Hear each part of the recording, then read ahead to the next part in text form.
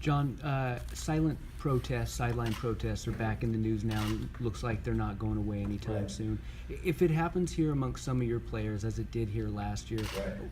how do you feel about that? Do you support it? Do you tolerate it? Do you have concerns with it?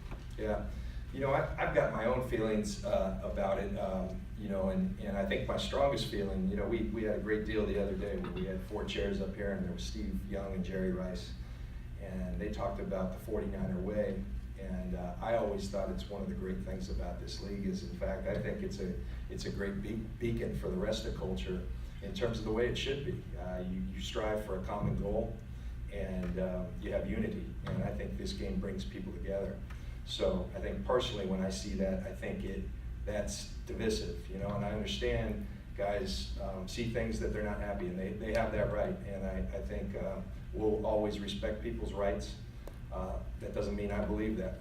I believe that this game should actually be celebrated for what it is. I think a tremendous unifier for our country and for what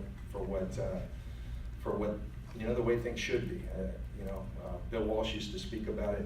You take guys from all over the country, different socioeconomic backgrounds, racial backgrounds, and you have friends for life. Warren Sapp's here today working with our defensive line because he's a buddy of mine and always will be. And so those type of stories I think get lost in something like this, but they've got their reasons and we'll always be respectful of those. Does what you just said mean that you would talk to those players about that, or do you just allow them as men to do it as they want? I think that we'll always communicate. We think over communicating is a good thing.